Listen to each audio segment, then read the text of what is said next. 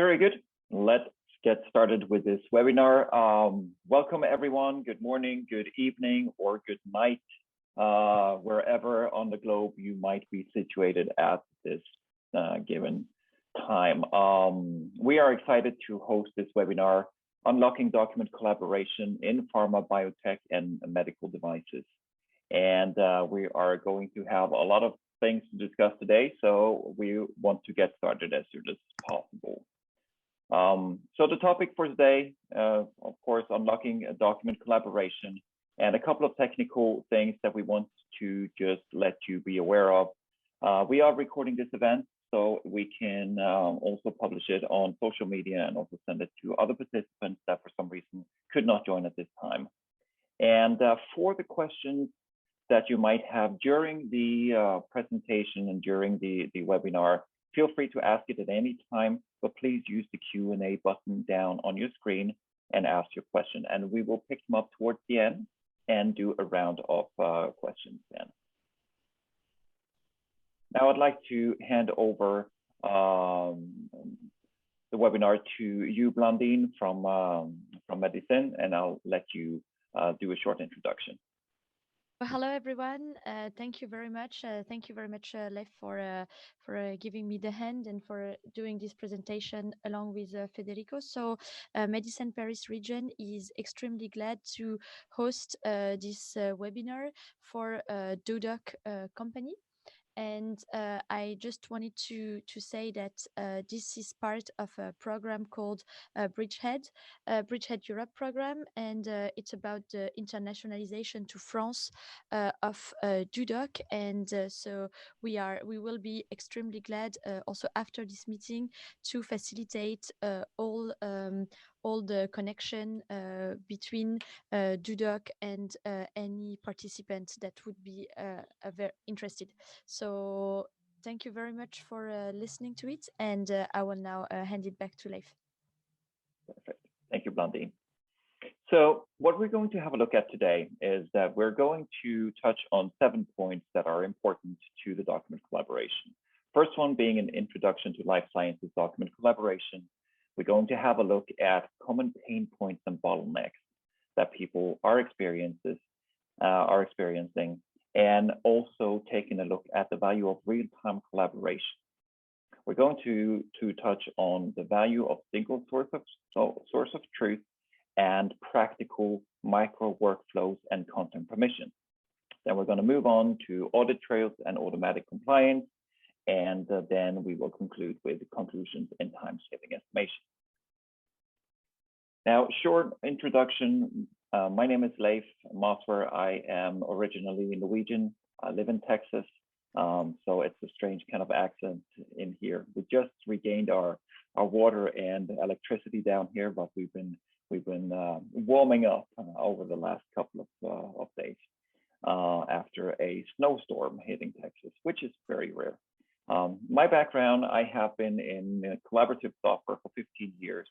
I have trained hundreds of users in using different softwares, and my focus has always been on people using the software, how they experience it, how it can be a part of an easier way for them to work.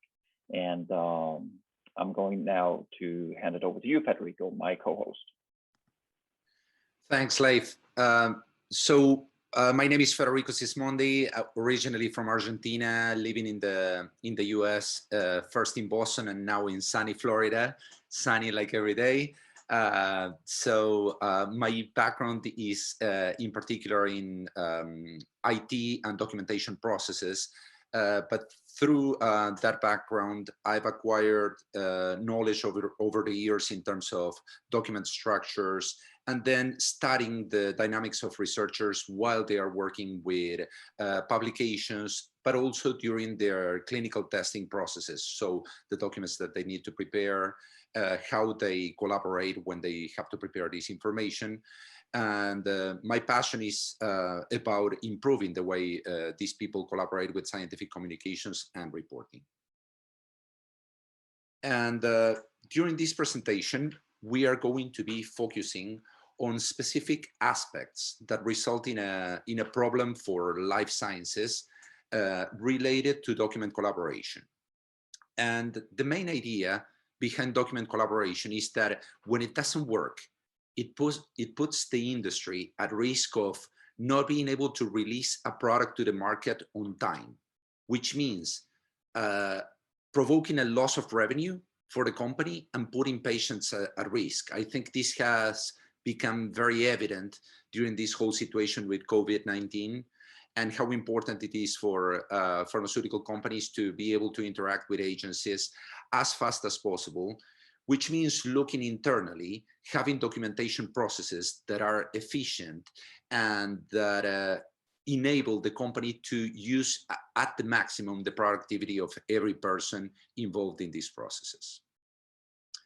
So just to look at some examples of document collaboration in life sciences that could potentially result because of poor collaboration on a delay of a product getting to the market, we can look at scientific articles, either because they provide the validation of the scientific community that a product needs in order to be used during a phase 3 clinical trial or even after a follow-up in the post-market phase. The same applies to medical devices. So clinical study protocols, clinical study reports, all the part of regulatory interactions with the regulatory agencies, due diligence dossiers, clinical evaluation reports in particular for medical devices, grant applications sometimes to support research projects or even to support the testing of a product, which has been seen again during this COVID situation. And then other documents that are not necessarily specific to the research processes, but that also can impact the delivery of a product to the market, that are related to contracts, proposals, agreements, patents, and actually any document that requires collaboration from a team, and especially from multidisciplinary teams when you have people that have different responsibilities and different objectives with these documents. Now, for all these documents, what are the common pain points that we see during collaboration? There is no single source of truth. And it's a concept that we are going to introduce later in the presentation. But this concept of the lack of a single source of truth means that there are multiple versions of one document floating around. People are sending emails with these documents. People are storing them locally. People are storing them in different cloud-based storage repositories like Box, Dropbox, Google Drive, OneDrive. And this creates not only multiple copies of the document, but if people are not super well trained and very careful in terms of how they name the documents, they name the versions, they assign dates to the documents, they can easily be confused in terms of what they are working on. Not only that, since they are not working on the same document, because everybody technically is working on a copy of that document, they cannot see what other people are doing, either in terms of edits or comments in real time. So what happens is you have to move into a paradigm of sequential collaboration in which I do something, then I pass it to Leif, Leif has to do something, or we work in parallel, but we don't get to see what each other is doing. So we are not really collaborating. Then there is no visibility on other people's progress, which means that you can't really know if people are doing something or not. You don't have access to the file they have, so you don't know if they are progressing in whatever task was assigned to them. It is hard to work with large documents, especially because what people do is they create an offline copy of the document. And usually when you have a large document of this type, the document is complex. It has large tables, it has high quality images, it can have equations, it can have a lot of references. It has a lot of track changes and comments. So probably many of you have experienced that you have autosave configured in Word, and every time autosave kicks on, you have to wait for 1 or 2 minutes until the document finishes saving so you can keep working. So it affects productivity. As I said, this results in no transparency and no auditability, because there is no one single document that can collect what everybody has done. Usually somebody has to do that manually. There is a confusing multi-channel communication. People are sending the document, sharing links from Dropbox, sharing over Google Drive, sending emails with the attachment. There is a tedious manual compliance that is, we've seen some companies keeping an Excel file in parallel to the document they are collaborating with, in which they keep track of what is going on with that document. So somebody has to be manually entering items in that table in order to keep track of what happened with that document and what decisions were made. It is very hard to reuse content and to structure content. For those of you that have had the chance to work with a common protocol template, for example, the one proposed by the Transcelerate Consortium, know that these concepts are very important. The possibility of being able to use content that has already been suggested or sort of pre-approved by agencies is very important, and structuring the content in a document allows automatic readability by systems that agencies already have in place, which can accelerate the review of any document sent to the agency.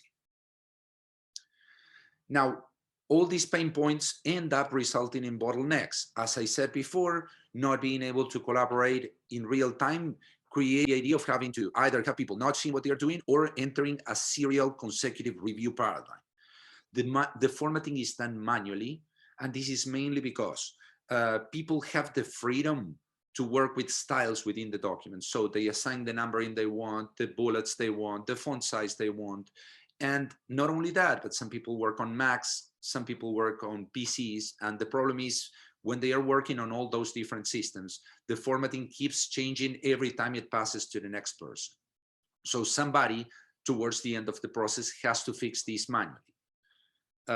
Then usually if you are using a parallel collaborative process, somebody then has to get all the versions floating around and do a combination of all those edits and comments into a single version. So that person usually has to invest a lot of effort and put a lot of work in order to do this.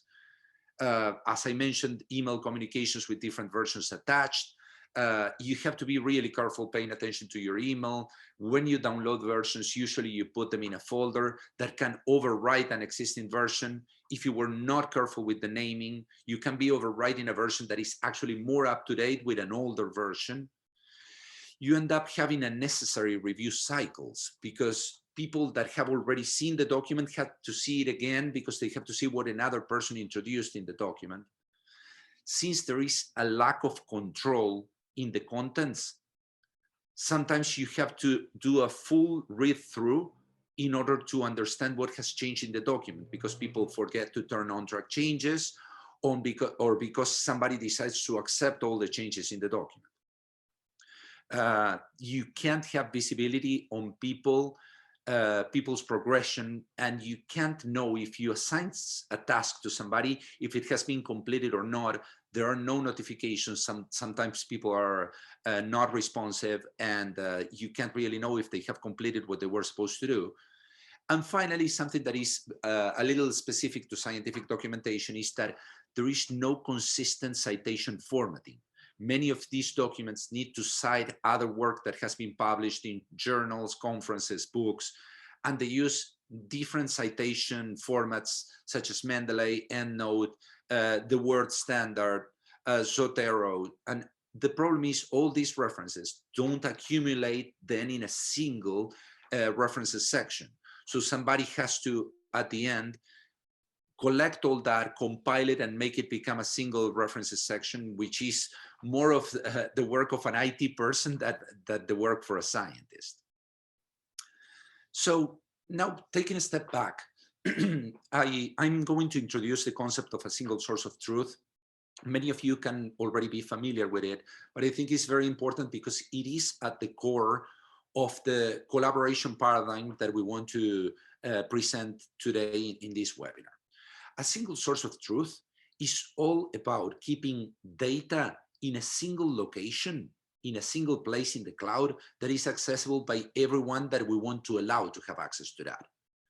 And this ensures that there is consistency in the data and prevents any duplicates of this information. So it means that, for example, for a document, instead of talking about data, for a document, the document exists in a single place, and people are not downloading the document, not keeping a local copy of that document. And through permissions and through sharing, you can control who has access to that information. And when people access that information, they have access to the latest up-to-date information. So whatever somebody did is immediately redistributed and replicated for everybody so they can see it, but without creating a copy of that information. Now, what are the benefits of using a single source of truth? You have only one document, and if you want to version that document, you can do it, and the versions are connected in a timeline. They all belong to the same document. It's not the versioning that you can do, for example, with Word, that you would do a save as.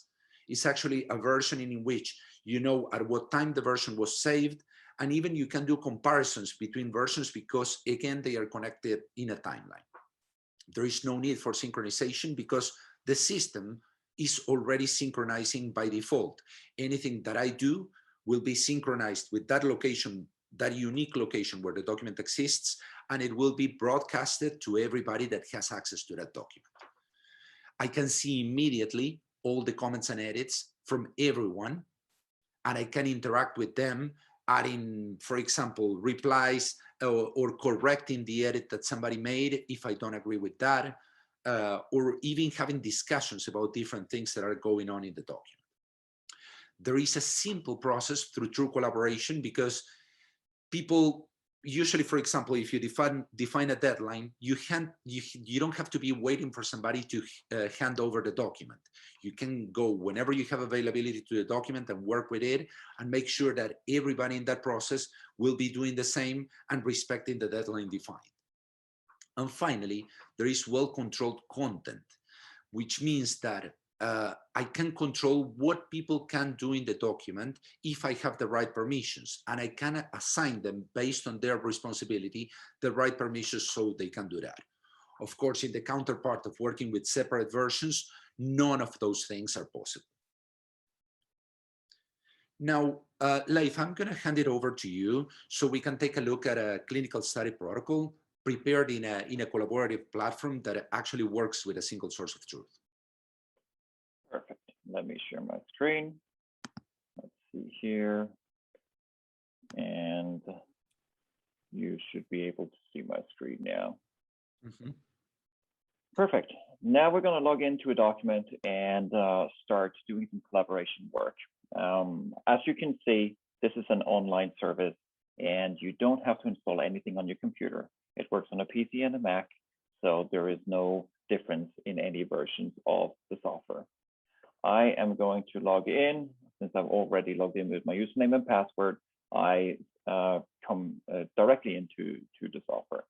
Now, here I am going to choose this webinar common protocol template. And before I do anything else, I'm going to share that with John.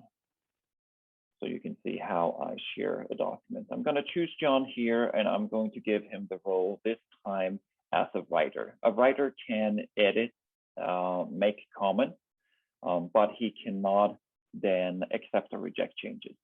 But a writer would be a normal role to assign. I can also assign just making comments or to be an approver that can also edit comments and approve content. Or I can also give him document owner if I wanted to. A document owner can also accept and reject changes. But for now, he's going to be a writer. John will now get an email and will be notified that a document has been shared with him. So opening up this document, just double clicking it, and I will be taken into the actual document. This is a document that was imported from Word. So it takes literally 2-3 seconds to convert a Word document into a fully collaborative doDOC document. And at the end of the process, I will also then take it back to Word. So if you have a draft or you have a template that you want to use that is Word-based, that works absolutely fine. Now I can see that Federico has also entered the document here, and I'm going to start making some edits. I'm going to add a couple of numbers here so we can see me typing, and Federico will make some changes as well. So I can now see that Federico is working up here. And as you can see, while he's typing, this specific paragraph is locked for edit for me. But when he stops typing 3 seconds later, it opens up again, so I can edit it. So by doing that, we have full control over the collaboration. And even though people might be working in the document and maybe not closing it down and going to lunch, that doesn't matter. You know, the document is still open for everyone else to work in. So we're trying to keep the only reason that we do lock it is just to avoid people fighting over the same sentence or the same words, so to speak. So I'm currently working without track changes on, but now I'm going to turn on track changes. So I'm going to click this padlock over here, and then I'm going to unlock track changes, and I'm going to turn them on like this. And since this specific document, I want it to be consistently tracked, I'm going to click this padlock again and make sure that everybody now will have track changes turned on. And by forcing track changes this way, I know that nobody can fly under the radar. They cannot be making any edits that is not being tracked. So it's like a safety net to make sure that nothing slips through the cracks. And as you can see, Federico's done an edit here, and more from Leif. Mine is also being tracked at this point. And every time you then put in an edit, if somebody clicks that specific edit, I'm going to click the one that Federico did. It opens up a card showing what the change is. Since I am the document owner, I can accept or reject, but I can also ask questions. Let me see here. Are you sure that is your name? So I can ask a question, and as we will see, when Federico gives an answer back here, it is instant and immediate, which opens up the possibility and showing the force of a single source of truth. It's not only a single source of truth, but it's also in real time. As you can see here, his answer is coming back. And why are we having this possibility of collaborating over an edit being made in the document? Well, it's a practical way of being able to start the discussions around certain parts of the document, contextual for where that specific edit is placed in the document. So here you can have these discussions back and forth, and it works really well together with a review meeting, for instance. So if you see that there's an edit here that seems to be controversial, I'm going to flag this specific edit with a high priority, because this seems to be something that we need to be discussing in our next review meeting. By doing that, I can then filter all the edits and say, I only want to have a look at the edits that we have flagged as high priority. All the other ones are straightforward, it's fine. Not going to spend time on that, but I have a couple of ones that I want us to pick up. So this discussion here is a great way of having the collaboration around a certain edit, and it works the same way with comments. So this is just an edit. Now I can add a comment here. Let's say I add a comment here, just marking this, going to insert, super easy. It is very familiar user interface, and we get a lot of good feedback on that. So I'm adding a comment here. Is this correct? And by creating that comment, I will now be able to see other comments coming up if there is an answer to it. And I can also flag this as a high priority comment if I would like to do so. So those are the easy edit back and forth comments part. And editing and commenting is probably the two most important things people would do in a review process and in a collaborative process around documents. Generic to almost any kind of document, whether it's more people involved than just one person writing it. Now we're going to have a just a quick comment here, because it ties back to the presentation. That is, we mentioned that there is always the risk that people can fly under the radar, which means they can edit the document, or they can accept or reject track changes in the whole document, and all of a sudden you have to have a full read through in order to understand what happened. Well, here, since Leif is the owner of the document, Leif has the permissions to control who can do that. So in this case, I'm editing the document, but I cannot accept or reject changes. So that means that he will have the final decision on that. Yeah, that's a very good point. And just to show how easy it is, if I accept an edit here, it becomes now a permanent content in the document. Now, moving to a couple of other features that are different from any other document editor out there, but very, very useful.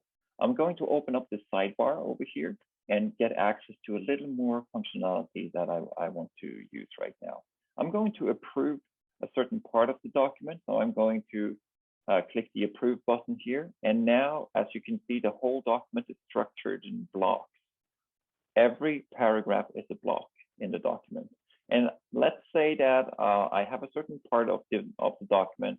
Take this table, for instance, and this table is now done. I don't want anyone to touch it. So I'm going to approve this part of the document, a couple of paragraphs. Maybe I even take the title. And by hitting approve, what happens now is that the document now has this specific part of the document locked down for edit. So nobody can edit it anymore.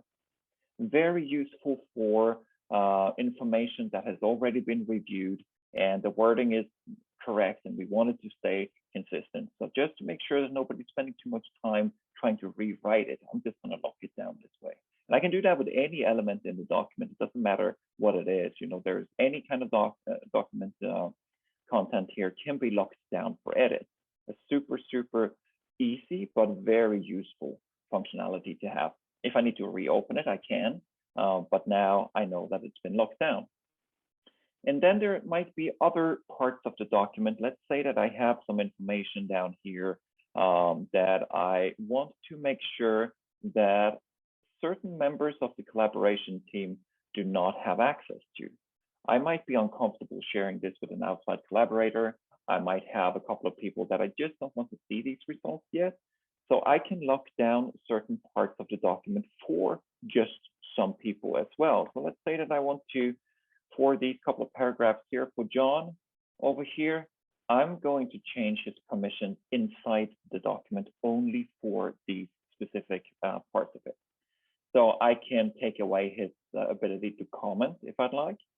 I could say he can read and comment, but I don't want him to change anything. Or I can take away his visibility altogether. So if I do click view here, then he will not even be able to see these parts of the document.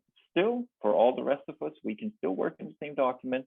It's just that John will not have visibility of certain parts of it, which can be very useful for some document types, depending on how your collaboration is set up. Leif, this is super important in specific processes in which you have an expert, either if it's a scientific article or if it is a clinical study protocol or report, and you have a statistician or an epidemiologist, and they are supposed to focus only on a given section and provide inputs there. And you shouldn't not only waste their time, but you shouldn't receive input on other areas in which they are not experts. With this level of control, you can do it directly in the same document. The counterpart would be if you don't have this functionality, you have to break the document into pieces, create a separate document only with the sections that you want the person to review, send it out, receive it back, and put it again together, which is a lot of manual work, obviously. Mm-hmm. Good point, good point. So the next part that we're going to have a look at here is the tasks. Now, a task is an interesting way of working with a certain part of the document. So I might have this specific part of the document here that I would like to have Federico paying specific attention to. So while I am waiting for his input, I can make sure that he knows that this is something that I'm expecting from him. So I can just mark this piece of the text. Let's say it's just this first paragraph, and then I can insert a task for Federico. So in the task here, I'm going to say, please rewrite this. And I'm going to assign it to Federico, and I'm going to give it a due date so that we make sure that it gets done in a certain time frame. And what happens now is that when I hit create here, this task has now been created. Federico will be notified by email, so he knows that there is a task that has his name connected to it. And as he starts working on it, he can change the status to in progress. He can ask questions if he has any questions to this specific part. And I can also pull reports on the different tasks inside a document. And this is so practical when you're working with a group to know that, okay, first of all, when there's stuff coming up that I need to make sure that we are covering, I can give people a task and I can then open up this task manager. So I'm going to do that. I have my task manager here and I have all the different tasks in the document listed here. So I can go to these different tasks. This is the one here. I can click any task and it will scroll to that part of the document. And I can see all the statuses here as well. And all the comments if there has been any comments. Here is a reply to a comment. So this one is done. And for comprehensive documents, I can also show some filters on top here and say, I'm only going to have a look at right now the ones that are to do. So we have one task that has not been completed yet. We have quite a few that has been already done. And I can also have a look at the deleted ones if I want to, if there are any deleted ones. And I can also go by user if I want to and see what are the tasks that this specific person have assigned to them.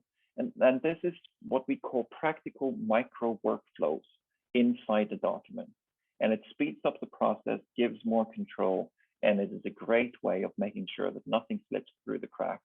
Even when you're doing a review meeting, you might, stuff comes up in your discussion and you can immediately assign a task so that you know that that will be covered. And this is taking away all the hassle of asking people by email or trying to keep track of this manually. So great tool. I love it personally. I use it all the time because it's so practical. And I did mention earlier on that you could filter comments and track changes. So I just went down to the review functionality here. And here we have all the comments. If I flip over here, you have all the track changes. But right now I can do the comments. And here you can have a look at, again, I can filter the comments by priority. I'm only going to have a look at the high priority ones. I can click it and scroll directly to that part of the document. Or I can say, I need to see all comments that Federico has been a part of. So those are the only ones that I care about right now. Or I can go by date and say, I have been away from this document for a week. What has happened the last week? So I can just have a look at that or set any kind of time frame for it. So these collaboration functionalities here have been designed to make writers and project managers or reviewers' lives easier. That's what we're striving for all the time when we're adding new functionality. We have a couple of more things that we're going to show you, and then we're going to move into a Q&A session. Go ahead, Federico. If you don't mind, we have a question that has been asked, and I think this is a good point to maybe answer it. The question says, if we digitalize everything, senior physicians are not happy to access systems. What is your thought on these scenarios? Well, I think, and I wanted deliberately to wait until this point, because what you gain is so much more than what you lose that I think it's even comparable to the situation of going to a physical bank or being able to do online banking. The convenience of being able to do all these things and how much you gain in the process end up making this the new standard. So I think the answer to this is there are some people that will have to learn the new standard. These technologies, and as you can see, the interfaces are very familiar, but at least there needs to be a minimum knowledge about how to work with a digital editor. If a person doesn't know how to work with a computer, this system won't work. But truth is, without working with a computer, the cost and the risk for a process, and this is even forgetting about working with a single source of truth or not, is without working with a computer, if we still prepare protocols or reports manually, the risk of doing that is so high that it should be almost a forbidden practice within companies. There is so much risk of not being able to check if all fields in a document are completed, if all signatures have been provided, if everybody has really been involved in the document or not, because it can be one of the questions coming from auditors. So I think that already prevents the idea of having a collaboration not done digitally. And then if we look at digital collaboration, well, I think all the things that we've seen until now in the demonstration that Leif is doing come to prove that without these things, we are used to doing a lot of manual work or a lot of sequential work that can be completely eliminated. Exactly, and I think it's a good point, Federico. I think we have designed the process based off of what tools we have had available. And now we have tools available that can change the game completely. As far as I can see, training-wise, it's a very easy product to use. We have a lot of users that do not go through the training. For a regular user, we go through maybe half an hour just to show them most of the commonly used features. But changing your tools is an interesting concept. You know, I normally say that you can build a house if you have a handsaw, because you can saw wood and you can make it into pieces that could be used to build a house. However, and you will get there if you have a lot of time available and you are very patient. So, but if you change your tools to more modern tools for doing the same process, it just goes so much faster and so much smoother, and you have to work a lot less in order to get the same result. So I'm going to close this document here. I don't have to store, by the way, because it's always storing. So whenever you're done typing, it is already stored. But I'm going to open up another document to show a couple of the other things that you can do that is important to have had a look at as well. I'm now opening up a scientific article here, and I'm going to now put in a couple of citations in here, which can be a challenging task when you're collaborating. So in doDOC, you have a reference manager that is directly connected to PubMed or to Scopus or to Mendeley. So if I open this one up, I can do a search here, and I will now be searching directly in PubMed for publications that have been published there. I can then click that specific publication and check that this is the one that I want to put into my document. And it looks good, so I'm going to add this one on to my library. I can add on as many citations as I'd like. I can also import my own EndNote licenses if I'd like to do that, and it's done in a matter of seconds. And then I go back here, I place my cursor where I want the citation, and I just click insert, and then it will be inserted into the document here. So working with citations, straightforward, easy. I have a library of 53 citations in this document library right now, and 7 of them have already been placed into the document. Now, the next thing that normally comes up when we're talking about citations, whether it's a protocol that has citation, or it could be a medical information piece, it could be a scientific article, would be the formatting of the document, which leads me to the last part of this presentation of the product. You can change the layout of the document automatically in doDOC. So let me show you what that looks like. I can click paragraph styles here, and here you can change all the styles that you're used to when you're working with Word, but there is an additional feature here, which is change template. Now, by hitting change template, I can then choose a lot of different layouts for this specific document. It could, if it is a scientific article like this one here, I can search for instance, the IEEE one, which is completely different. I can choose this one like this, and I hit apply template. And what happens now is that the document is automatically formatted for this specific template. So as you can see, the numbering has changed, and you will see the headings have been formatted. And as I then complete my work, I can hit export up here, and I can say that I'm going to export to MS Word. I could go to HTML too if I wanted to, and I now have a template connected to this specific document. I can include all comments and track changes, so they will also be exported to Word. I don't know if I have any in here, but I'll leave them on. So I hit export, and it takes me literally a couple of seconds. I'll let Word render the document and open it up. And here I will now have a fully formatted document, now in 2 columns. I will have it numbered the way that this scientific journal wants it numbered, and the citations have automatically been formatted at the end of the document like this. And just to show the process again, I can then go back. Let's say I wanted to resubmit to another journal, or let's say that this was a report template that I needed to apply, not necessarily a scientific article. I can change the template, and I can go for something completely different. Apply the template, repeat the process, and then hit export again.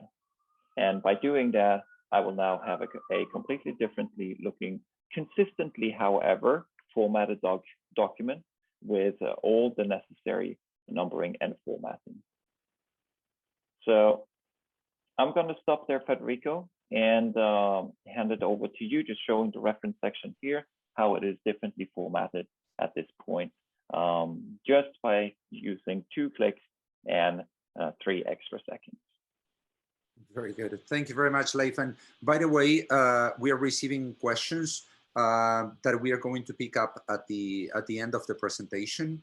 I think all of them are very important. So let me just share my screen again and go back to our presentation here. It's here. Nope. Sorry, I'm having trouble trying to find. There we go. That's it. Can you see my screen now, Leif? Yes, I can. Okay, very good. So the question now is, based on all this work that is being done, automatically synchronizing in collaboration with different people, can we be at the same automatically compliant? Because that is one of the rules for this game, that when you're working on these documents, or at least for some of these documents, you would like to have audit trails, you would like to have compliance being recorded while you're working on the documents. And this means having comprehensive audit trails, as I said, that can answer questions from auditors in seconds, having transparency for the process and understanding if the standard operating procedures or any protocol that you need to follow when you're creating these documents is being followed or not, which is even the case for scientific publications when you have review cycles, you have QA cycles, and then you have even legal or IP review cycles on these documents. And then being able to have accountability for every single person involved in the process.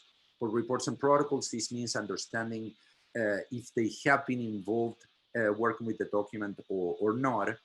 But for scientific publications, it means that you can have authorship assignment. If somebody has not worked in the document at all, you cannot really list, or you should not list that person as an author. So being able to have all these compliance questions answered would be very useful. So what we are going to do is actually look at the clinical setup report that Leif was showing before, how an audit trail, a comprehensive audit trail would look like.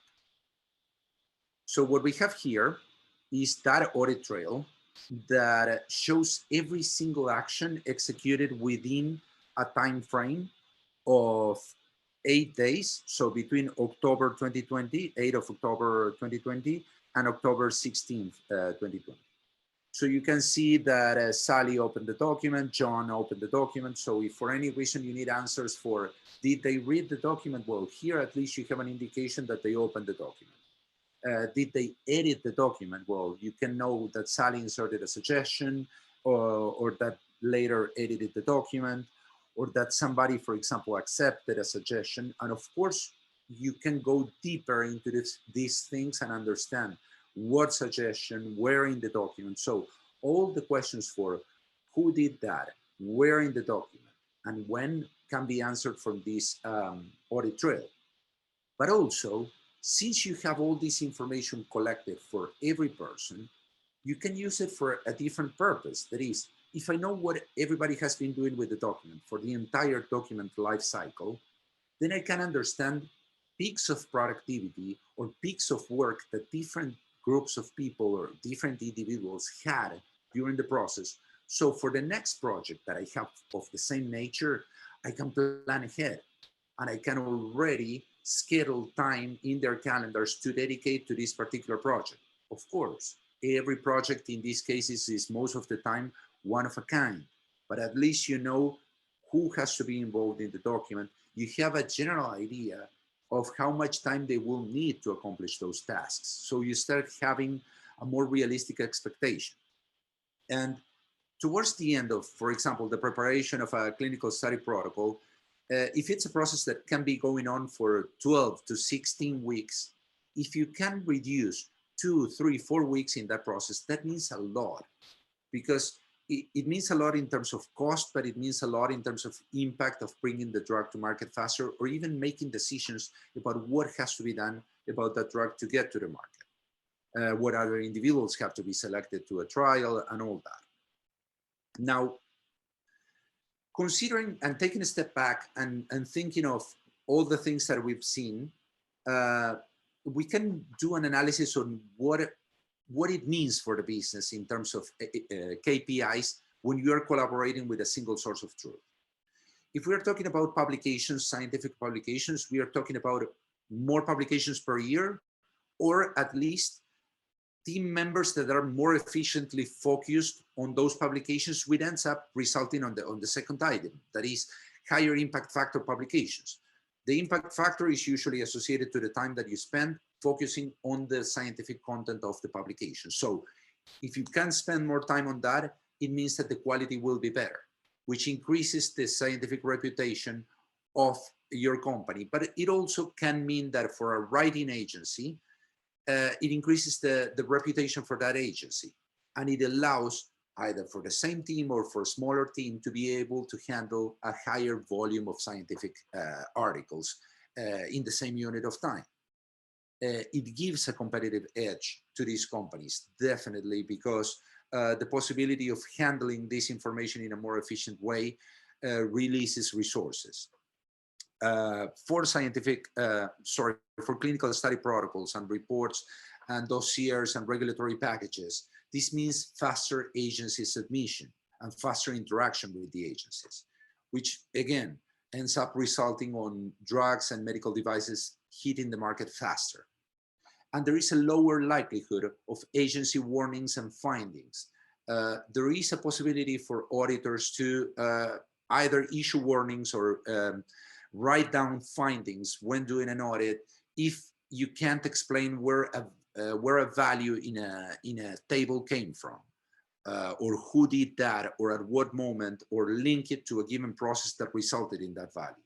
So being able to trust the compliant process that you have and have the auditor with that answer in seconds accelerates the process.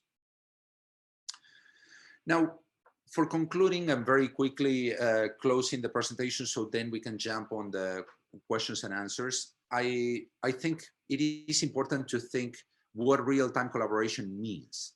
It means saving time, avoiding bottlenecks, and eliminating pain points. All those result in saving money or being able to repurpose that money for more useful tasks and objectives.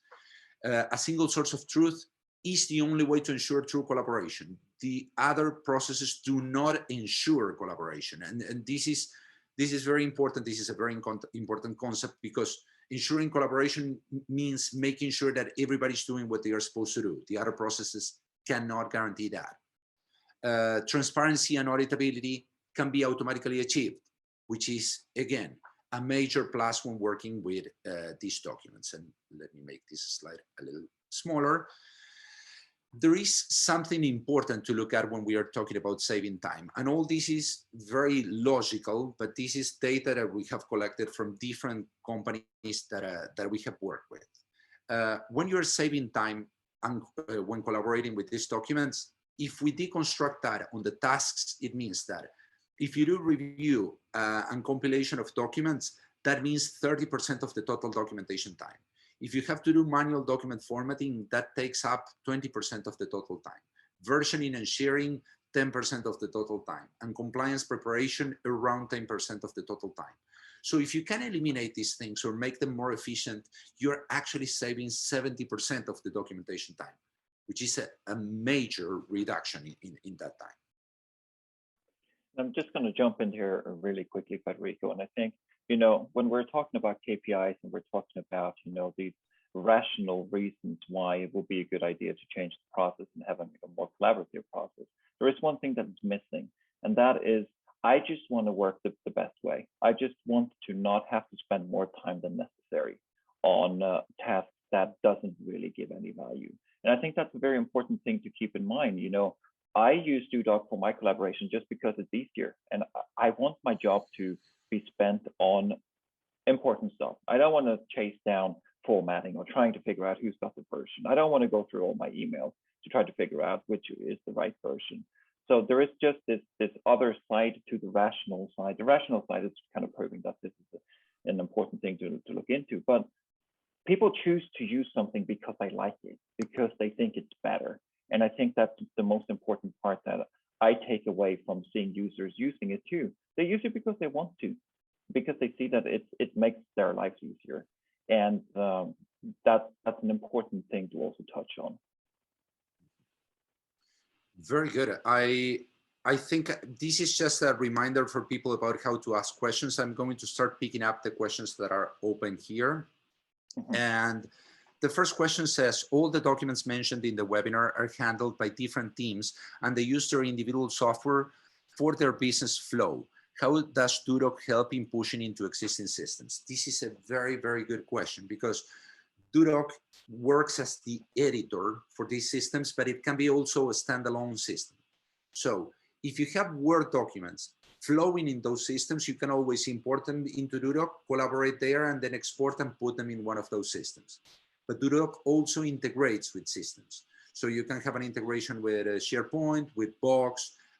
We are actually currently working on an integration with Viva. doDOC is integrated with the IMVision data vision platform for scientific workflows. So you can keep the workflow associated to that system and use doDOC for the collaboration part on editing and reviewing the contents. And then we have another question that is, can we generate analytics in doDOC? I think that part we visited towards the end of the presentation, showing how the analytics can be generated from the audit trail. So from saving every single action that ends up synchronizing the documents. Every single action that you execute in the document is being saved, which means all those actions can be used for analytics. And we do provide some analytics, but we also provide that data in such a way that you can process it on your own and ask different questions based on that. Another question says, can we import templates not currently existing in the list? You cannot do it directly, but you can send it to our team and we do it. It's part of the service that the doDOC platform offers. There is any template that you need, either for internal documents or for, let's say, scientific conferences, journals, and all that. We create them as part of the service, and actually it is included in the fee of the service, so there is no additional cost for that. There is another question that says, does the template also do more specific formatting? For example, the midpoint instead of the point for the lancet, the P in italic, etc. Yes, just to give you a few examples of what the template takes care of. The template takes care of all the font size, font type, margins, anything related to title, but even it goes further than that, and it formats the references section. It adds a first title page in which you can have the title, the authors, their affiliations, the keywords. During the presentation, we didn't have time to focus on that, but all those things are taken care of. So yes, in particular, P in italic, if that has to happen with the particular template, all that is taken care automatically by the template. And then we have another question that is, I assume everyone in the process needs to have the software.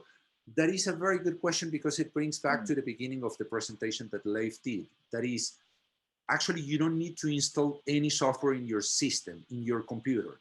You just go to the browser, you open the access to the given server that you have with your company. Let's say it's company.dodoc.com, and there you have access to your documents. So you don't have to download anything. And then we have one more question here. Does doDOC support localization, local languages? Yes, definitely. There are two parts of the product. One is all the menus and let's say the structure of the application. Currently, it is available in 7 different languages, but per request of a client, we can add an additional language. And then for the contents of the document, any language can be used because we use an encoding that supports all languages. So Cyrillic, Chinese, Japanese, Arabic, all those are supported. And that covers all the questions. We have more questions in the chat. I'm not sure if we have time for those, Leif. How are we doing with time? No, I think we're getting to the end of our time here. It is fine. There does not seem, I'm just checking the chat right now. I don't see anything here that needs to be covered. If you don't mind me, Leif, let me pick up one that I think is the most important one in terms of decision making. Okay. Somebody asked a question about once you identify a bottleneck, not in your department or even company, how do you motivate others to push through and delegate and actually affect the change of this software? I think the most important thing is on the product side. The product has to be easy to use. If not, you can push them as hard as you want, but they won't adopt the change. The other thing is the product, again, has to bring them value. They have to find the value to avoid the bottleneck they have in order to see, yes, definitely, it makes sense. But finally, the product has to be flexible enough to give people the chance to not work with the product. And what Leif showed about exporting the document and being able to bring it back to Word, so not having those barriers between what is the usual standard, that is the Word document, and the new standard, that is doDOC. If you don't have a barrier there, it's easy for people to take their time to adopt. But I think in the end is value. The value proposition and the value delivered has to be real. If they are real, people will be able to adopt it eventually. I think we are going to have to close it there, Federico. We are 2 minutes over. But I would like to let people know that the reason for doing a webinar like this is to show the software, talk about the collaboration part, and also to start a conversation around these things. And we would love to continue those discussions. And my email is on the screen right now. It's leif@dodoc.com. So please feel free to reach out if you'd like to bring a couple of colleagues to a discussion and continue these discussions and asking more specific questions. We love to do those sessions with either people who want to at some point get doDOC on board, or they're just curious to know more. There is no obligation when you're contacting us to know a little more. So please make sure that you don't lose out on that opportunity if you think that this is an interesting topic to discuss. So we're going to close there, and I just want to say thank you everyone for joining in today, and thank you Blondine for setting this up. And we are looking forward to hearing from you either through the system for Medicen, or if you contact Blondine through that, that's fine as well. But make sure that you capitalize on continue asking your questions, and we'll see where this leads. We're excited about this and we love talking about it. So anytime you'd like to have a second look, just let us know. Many thanks. Sorry, Thank Federico. you very much. No, I was going to say thank you very much, everyone.